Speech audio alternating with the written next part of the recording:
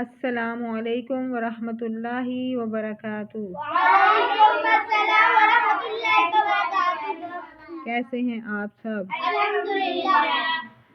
अच्छा जी, आज हम कौन सा पारा करेंगे?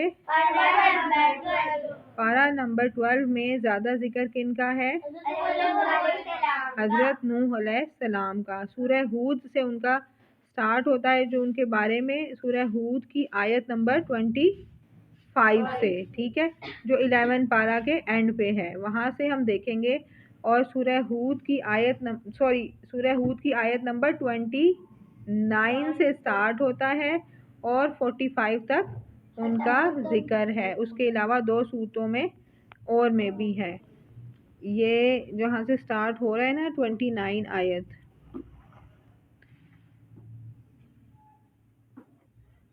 जी 25 मैंने आपको कही थी ना,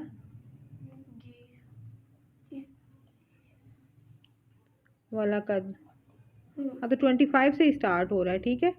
औज़ु बिल्लाहि मिनश शैतानिर रजीम। वलक़द अर्सलना नूहन इला कौमिही इन्नी लकुम नज़ीरुम मुबीन। हमने नूह को उनकी कौम की तरफ भेजा तो उन्होंने उनसे कहा कि मैं तुमको खोल खोल कर डर सुनाने और पैगाम पहुंचाने आया हूँ कि खुदा के सिवा किसी की इबादत ना करो, मुझे तुम्हारी निस्बत अजाब अलीम का खौफ है। वो क्या कहते थे कि अगर तुमने अल्लाह ताला के अलावा किसी और की इबादत की तो मुझे खौफ है कि तुम पर ख़तरनाक अजाब नाजिल होगा। अब हम पूरा किस्सा देखते हैं, ठीक है, हज़रत नूह अलैहिस्सलाम का। हज़रत आदम अलैहिस्सलाम की औलाद में 5 नेक बुजुर्ग थे। किसकी औलाद में? हज़रत आदम अलैहिस्सलाम के औलाद में कितने बुजुर्ग थे? 5 बुजुर्ग थे। जब वो फौत हो गए तो लोग बहुत गमगीन हुए। शैतान ने लोगों के दिलों में ख्याल डाला कि ये अल्लाह के पसंदीदा बंदे थे, तुम इन बुजुर्गों को याद रखने के लिए इनकी तस्वीरें बना लो। किसने ख्याल डाला? शैतान ने। इससे हमें पता चलता है कि हमें बुरे ख्यालात कौन डालता है हमारे दिमाग में? शैतान। उससे बचने के लिए क्या करना चाहिए? आउज़ बिल्लाह पढ़नी चाहिए, ठीक है, शैतान से बचने के लिए। और फिर काम का आगाज किससे करना चाहिए? बिस्मिल्लाह से। अच्छा, शैतान ने उनके दिलों में ख्याल डाला कि इनकी तस्वीरें बना लो। ये बात लोगों को पसंद आई और उन्होंने इन बुजुर्गों की तस्वीरें बना ली। फिर लोगों ने शैतान के कहने पर इन तस्वीरों की शक्ल के बुत बना लिए। क्या किया उन्होंने? बुत। बुत पता है ना क्या होता है? किस किस को पता है? हाँ हाँ, हिंदू बना के फिर उनकी पूजा करते हैं, ठीक है। अब क्या हुआ, ये बुत बना लिए ताकि ये नेक लोग इन्हें हमेशा याद रहें।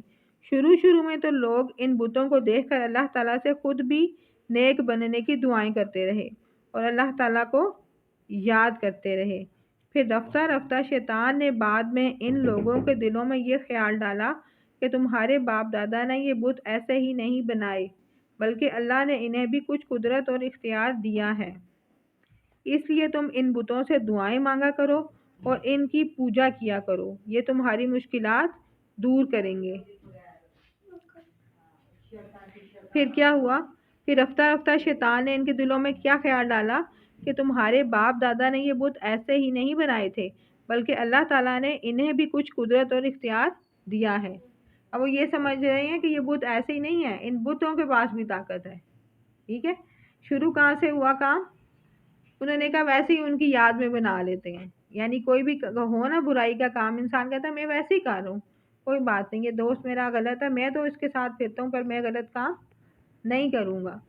तो काम वहाँ से शुरू होता है और फिर आहिस्ता आहिस्ता बढ़ता जाता है। अब उन्होंने सोचा कि इन बुतों के पास भी कुछ ताकत है, ये ऐसे ही नहीं है, इसलिए तुम इन बुतों से दुआएं मांगा करो और इनकी पूजा किया करो, ये तुम्हारी मुश्किलात दूर करेंगे। अब वो क्या समझने लगे कि ये बुत हमारी मुश्किलात दूर करेंगे, अब हम इन्हीं से ही दुआएं मांगते हैं, ठीक है। और वो जो जिनके बुत थे वो बुजुर्ग लोग थे, वो किससे दुआएं मांगते थे? अल्लाह ताला से, और इन्होंने इन्हें अपना खुदा बना लिया और तुम्हारे मसाइल हल करेंगे। इस तरह दुनिया में बुतों की पूजा शुरू हो गई। अब पता चला बुतों की पूजा किस तरह शुरू हुई थी? इस तरह बुतों की पूजा शुरू हुई थी। पहले नेक लोगों के बुत बनाए, یہ بڑے نیک ہیں، پھر انہیں کی عبادت شروع کر دی۔ حالانکہ خود عقل کی بات ہے نا، اب ایک چیز پڑی ہوئی ہے ادھر تو وہ آپ کو کچھ دے سکتی ہے؟ لگ گئے گڑیا ہے آپ کے پاس، ٹھیک ہے، گڑیا پڑی ہوئی ہے، آپ اس کو کہو گڑیا مجھے پانی پلا دو، پلائے گی؟ ٹھیک ہے، وہیں پڑی رہے گی۔ لیکن وہ سمجھتے تھے کہ یہ ان کے پاس طاقت ہے، یہ ہماری دعائیں قبول کر سکتے ہیں۔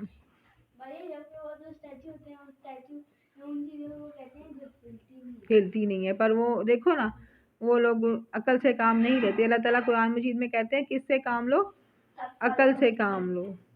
لوگ اللہ تعالیٰ کے ساتھ شرک کرنے لگے۔ اللہ تعالیٰ نے لوگوں کی ہدایت کے لیے ہر دور میں رسول اور نبی بھیجے۔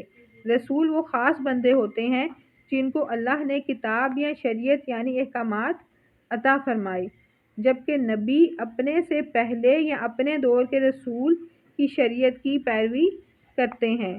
ہر رسول نبی ہوتے ہیں لیکن ہر نبی رسول نہیں ہوتے۔ حضرت نوح علیہ السلام پہلے رسول تھے۔ کون تھے؟ رسول تھے حضرت نوح علیہ السلام۔ آپ علیہ السلام کی قوم عراق کے علاقے میں آباد تھی۔ کہاں آباد تھی؟ علاقے میں آباد تھی۔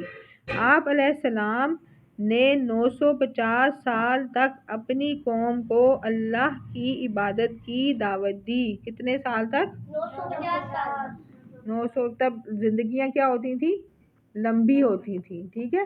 اب کوئی 950 سال زندہ رہتا ہے؟ 200 سال بھی کوئی نہیں زندہ رہتا، 100 سال بھی مشکل ہے اب تو 950 سال جو ہے انہوں نے کیا کی؟ لوگوں کو دین کی دعوت دی۔ انہوں نے اپنے قوم کو اللہ کے ساتھ شرک کرنے اور بتوں کی پوجا کرنے سے منع کیا۔ کیا کیا انہوں نے؟ منع کیا۔ کس چیز سے؟ بتوں کی پوجا سے۔ آپ علیہ السلام نے اپنی قوم کے افراد کو اکیلے اکیلے بھی سمجھایا اور سب کے سامنے بھی، دن میں بھی سمجھایا اور رات میں بھی، لیکن قوم نے ان کی بات نہ مانی۔ آپ علیہ السلام کو طرح طرح کی تکلیفیں پہنچائیں اور آپ کا مذاق اڑایا۔ قوم نے چند غریب لوگوں کے علاوہ حضرت نوح علیہ السلام پر کوئی بھی ایمان نہ لایا۔ صرف تھوڑے سے لوگ ایمان لائے۔ کتنے سالوں میں؟ 950۔ 950 سالوں میں صرف تھوڑے سے غریب لوگ ایمان لائے، یعنی انہوں نے اپنی کوشش چھوڑی نہیں تھی، کرتے رہے کرتے رہے۔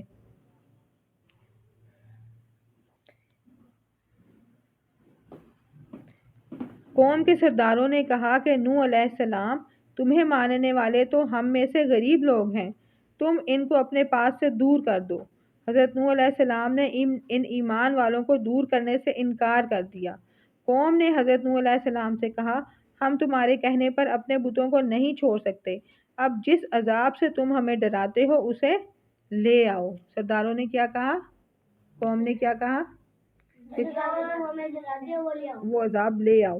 حضرت نوح علیہ السلام نے ان کے بار بار انکار کرنے پر اللہ تعالیٰ کو پکارا کہ اے اللہ ان پر عذاب بھیج، کیونکہ اب ان میں اور ان کی موجودگی میں آنے والی نسلوں میں سے کوئی ایمان لانے والا نہیں۔ اتنے سال انہوں نے تبلیغ کی تھی نا، تب انہیں سمجھ آ گیا کہ اب مزید ان کو سمجھانے کا کوئی فائدہ نہیں ہے۔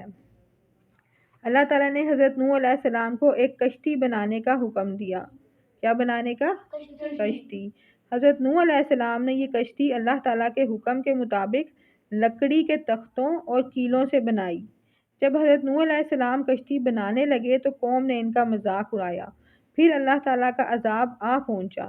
اللہ تعالیٰ نے حضرت نوح علیہ السلام کو حکم فرمایا کہ کشتی میں اپنے گھر والوں، ایمان والوں اور جانوروں کے ایک ایک جوڑے کو سوار کر لیں۔ اللہ تعالیٰ نے کیا حکم دیا؟ اپنے گھر والوں کو، اپنے ایمان والوں کو اور جانوروں کو اپنی کشتی پر جانوروں کے ایک ایک جوڑے کو کشتی پر سوار کر لیں۔ اللہ تعالیٰ کے حکم سے زمین سے پانی نکلنے لگا اور آسمان سے بھی پانی برسنے لگا، اور دیکھتے ہی دیکھتے پانی طوفان بن گیا۔ دیکھیں اللہ کے حکم سے کیا ہوا؟ زمین سے اور آسمان سے پانی آ گیا سارا اور طوفان بن گیا۔ پہاڑ جیسی اونچی موجیں اٹھنے لگیں۔